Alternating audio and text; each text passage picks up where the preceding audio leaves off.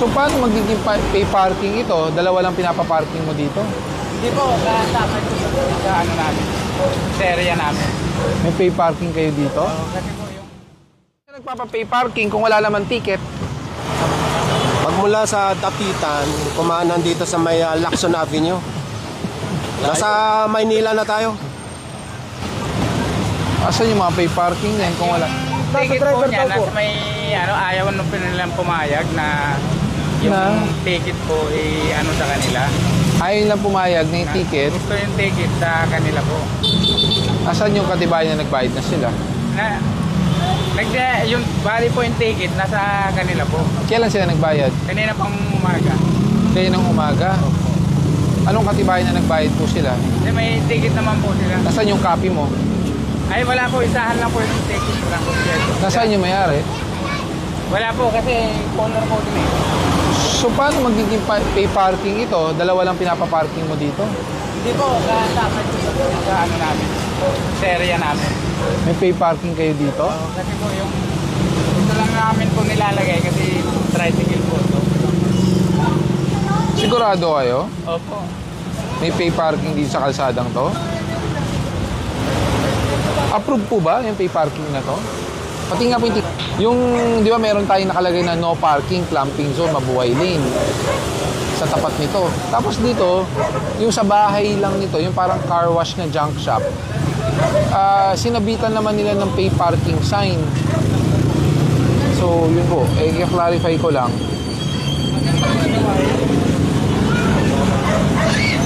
Opo. Opo. Okay. Mabuhay din nga po ito.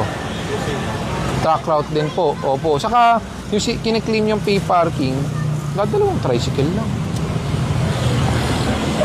Dalawang tricycle. Ito na to. Hindi ako naniniwala nagbabayad ng pay parking to.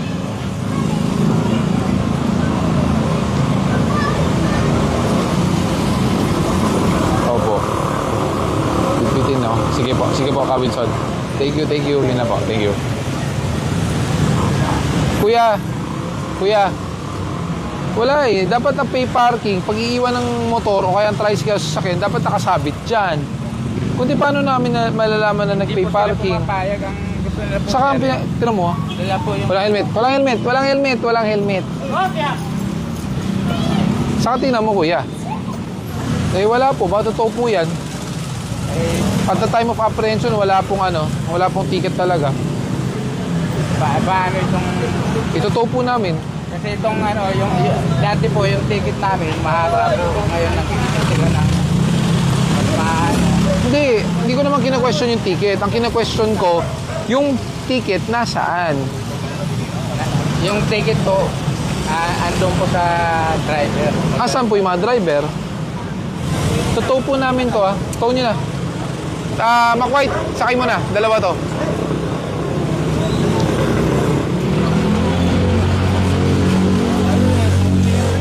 Kano po yung sir? 1.5 po yan. Flat rate. Sa Tumana Marikina po kukunin yan. Yan, tulad niyan. Kung talaga may pay parking po yan, kung iniwan nila yung ticket dito sa motor o kaya sa kakilala man lang nila, may katibayan tayo. Yung iba, mag-forward na. Sige na, para matapos kayo sa Almeda. Hintayin ko lang to. Ako na magbubuhat.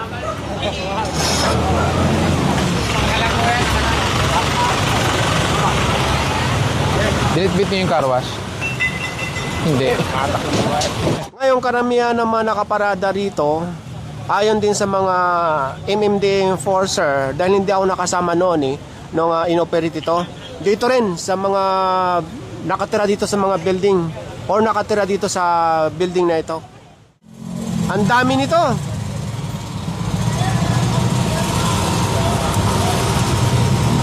So ito yung mga nirereklamo. Andito tayo ngayon sa may Commonwealth Extension. Yung kabila, ang tagos niyan sa may Quirino Highway. Ayan ang Quirino Highway, malapit lang. Tapos nag-U-turn para matikita nito mga nakapark dito. So yung mga walang lalabas na may-ari dito, mahahatak lahat. Itong lugar kung saan nakapark itong mga sasakyan, ayon dito sa mga MMDA enforcer, nahatak na ito dati or na-operate na itong lugar na ito. Dahil itong lugar kung saan sila nakapark, may mga ongoing project dito eh. So naaabala yung mga gumagawa dito ayon sa complaint. Katulad nito, may mga ginagawang poste. So nakakaabala itong mga sasakyan na ito. Katulad nito, kita nyo naman nakakumot, ibig sabihin dito na talaga nakapark.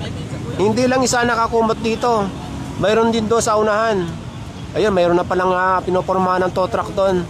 Tapos ang unang nahatak yung dito sa may kalsada mismo. Ayun, nakasampa na sa tow truck.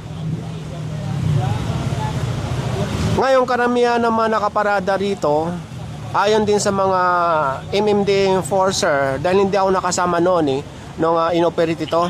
Dito rin sa mga nakatira dito sa mga building or nakatira dito sa building na ito. Dumating na yung ibang mga may-ari na sasakyan. Hindi pala sila makababudget dahil mataas. Papakita ko sa inyo kung paano sila nakasampa rito. Ito mataas dito, hindi sila makakasampa rito. Ngayon ang ginagawa nila, umaatras papunta ron. Ay hindi sila ngayon makalabas dahil may inahatak na yung tow truck doon. Doon sila pumapasok sa may unahan or doon ang entrada para makapasok sila dito sa lugar kung saan sila nakapark. Yan, walang natira. Pero bago natin iwanan itong lugar na ito, sa kabila lang itong kanto, mayroong tricycle dito na isasampa.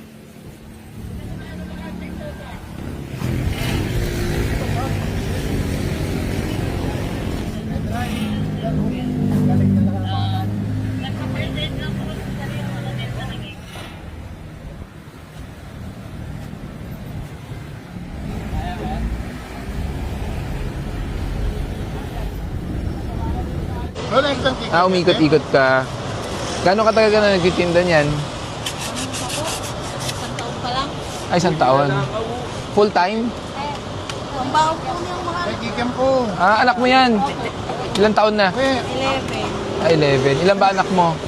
Tatlo po. Tatlo. Lahat nag-aaral.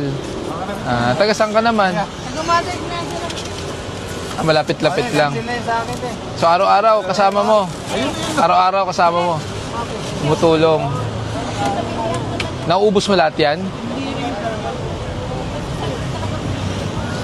Gano'ng karami nauubos?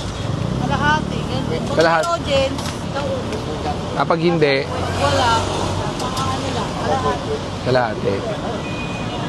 Anong ginagawa mo dati bago ka nagtinda niyan? Ano po? Barker po sa Cubao. Barker ng Tagatao po ng pasahero. pasahero. Colorum! Meron po silang co-op. So hindi colorum yan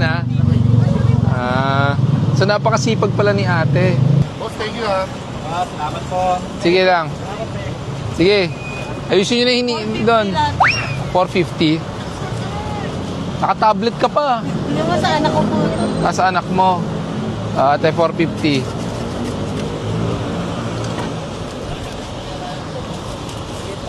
Tago mo na. Dagdag mo pambaon sa bata.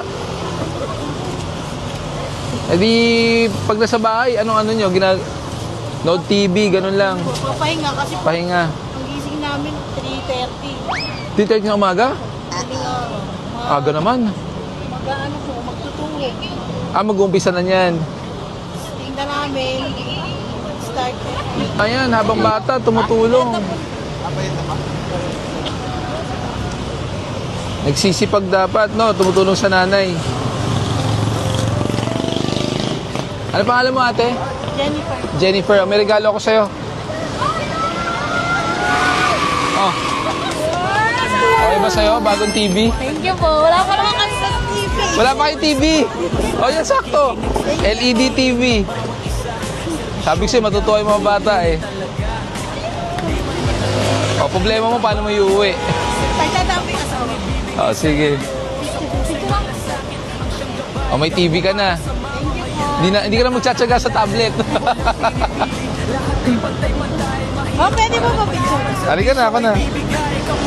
Na handang tumulong at tumagapay, serbisyong Gabgo palagi mong karamay. Gabgo, may malasakit, nagbibigay ng tamang kamalayan sa bawat isa. Gabgo, may maasakit, tunay na serbisyo ang kanyang adhikain, tapat sa tungkulin, lagi